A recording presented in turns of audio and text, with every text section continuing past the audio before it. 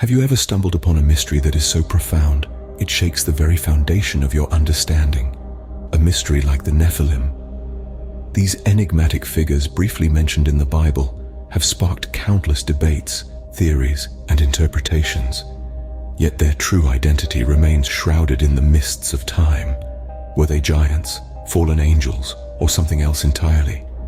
In the shadows of ancient texts, there lies a mystery that has perplexed scholars for centuries, the enigma of the Nephilim. Our journey starts in the book of Genesis, the first book of the Bible. This sacred text, revered by millions, introduces us to the Nephilim in a brief yet haunting passage. The 6th chapter of Genesis describes a time when the sons of God saw that the daughters of humans were beautiful, and they married any they chose. The offspring of these unions were the Nephilim, mentioned as the giants of old or the heroes of renown. This curious narrative, nestled within the early chapters of Genesis, has stirred the minds of theologians, historians, and curious readers alike. The term Nephilim itself is shrouded in mystery. Rooted in the Hebrew verb naphal, it may mean the fallen ones, or perhaps those causing others to fall. Whichever interpretation one leans towards, it's clear that these beings were extraordinary, powerful, and to some degree, unsettling. Now, the origins of the Nephilim are equally confounding. Who exactly were the sons of God who mated with the daughters of humans? Some suggest they were angels, divine beings who strayed from their celestial duties driven by desire for mortal women. Others propose they were the descendants of Seth, the righteous line of Adam, who intermingled with Cain's wicked offspring. This supernatural union, whichever way it's interpreted, led to the creation of beings that were not entirely human, nor completely divine. They were hybrids, straddling the realms of mortals and the divine, and their presence provoked divine displeasure, leading to cataclysmic consequences. But the heart of the controversy lies in their nature. Were the Nephilim evil giants, wreaking havoc and spreading corruption as some texts suggest? Or were they mighty heroes, as implied by the term men of renown? The debate has raged on for centuries, with no definitive answers in sight. Described as the offspring of the sons of God and the daughters of humans, these beings have sparked endless debates about their true nature. Yet despite the mystery that surrounds them, one thing is certain: the story of the Nephilim continues to captivate us, inviting us to delve deeper into the enigmatic corners of biblical history. Over the millennia, the Nephilim have been interpreted in various ways. The most prevalent interpretations fall into 3 categories: fallen angels, mighty warriors, or an entirely different category of beings. The first theory posits the Nephilim as fallen angels, celestial beings who rebelled against divine order. This interpretation stems from the literal translation of Nephilim as fallen ones. Proponents of this view argue that these beings, in their pursuit of earthly desires, disrupted the balance of the divine and mortal realms. The second theory sees the Nephilim as mighty warriors or legendary heroes. In this perspective, the sons of God are understood as nobles or kings, and their offspring with the daughters of humans are regarded as individuals of great strength and renown. This interpretation focuses on the physical prowess and influential status these figures held in ancient societies. The third theory proposes that the Nephilim were a distinct race of beings, neither fully divine nor fully human. This view suggests that the Nephilim were the result of an unnatural union, leading to a unique hybrid existence.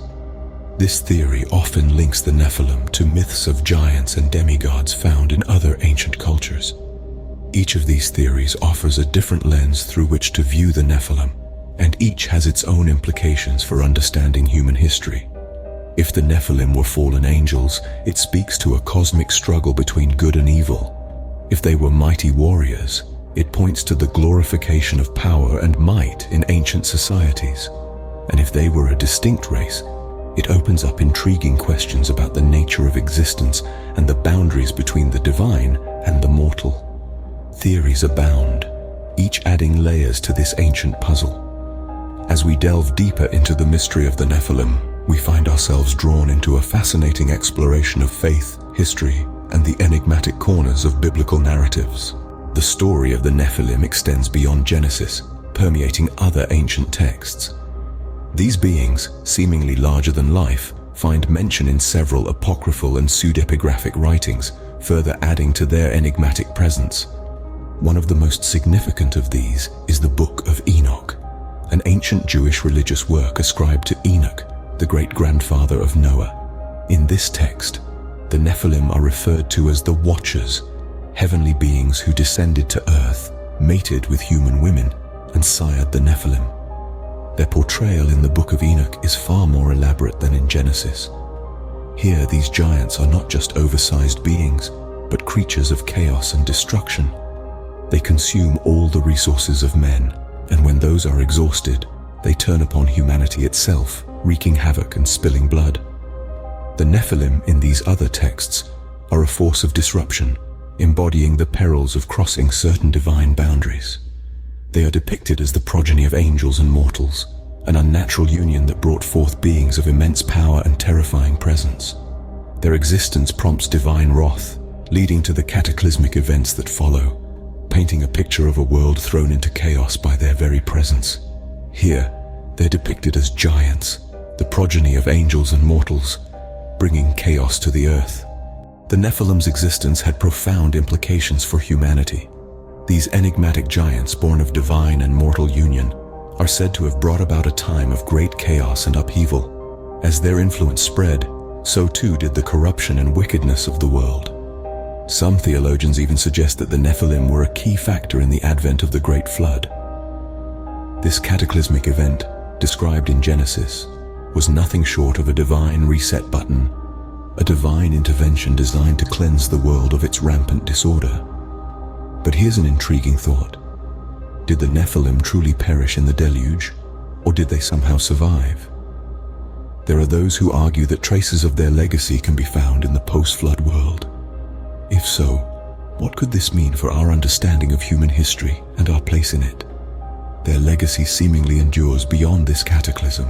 In modern times, the Nephilim continue to captivate our imaginations. Their mystique permeates through the tapestry of our culture, influencing literature and film. They are often depicted as towering, formidable entities, a fusion of divine and human elements that defies our understanding of the natural world. In the realm of literature, they've been reimagined as the titans of old, the fallen angels, the precursors to myths of giants and gods. In cinema, their story serves as the backdrop for epic sagas, their stature and might personifying the struggle between good and evil, divine and mortal, chaos and order. These modern interpretations, while varied, reflect our collective fascination with the enigmatic. They challenge us to question, to seek, to imagine. They invite us into a world where the line between myth and reality blurs, where the ancient and the contemporary intersect. But what truths lie behind these mythic figures? The mystery of the Nephilim, like many biblical enigmas, invites us to explore the depths of our faith and imagination. These ancient beings, born of divine and mortal union, are more than just figures of antiquity. They are catalysts for thought, challenging us to question and contemplate the boundaries of our understanding. As we delve deeper into the enigma of the Nephilim, we grapple with questions that have persisted for centuries. Were they truly the offspring of divine beings and mortal women? Or were they simply men of renown, their stature and deeds exaggerated over time? Are they symbolic figures, representing the struggle between good and evil? Or do they hold a literal place within the history of mankind? These questions are not easy to answer. They require us to engage with the text, to wrestle with its ambiguities and contradictions. Yet this is not a futile pursuit. Rather, it is a testament to the richness and complexity of the biblical narrative, a narrative that continues to captivate and inspire us thousands of years after it was first written. The Nephilim also remind us of the enduring fascination that we humans have with the unknown. Their story, shrouded in mystery, has given rise to countless theories and interpretations, each more intriguing than the last. They have inspired works of art, literature, and film, and have found their place within the collective imagination of mankind. In a world that often demands certainty and concrete answers, the Nephilim invite us to embrace the unknown, to revel in the beauty of mystery.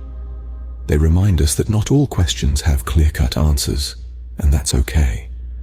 In fact, It is often in the pursuit of these answers that we find the most profound insights.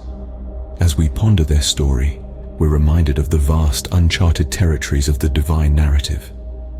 We are left with a sense of awe and wonder, a renewed thirst for knowledge, and a deepened appreciation for the richness and complexity of our faith.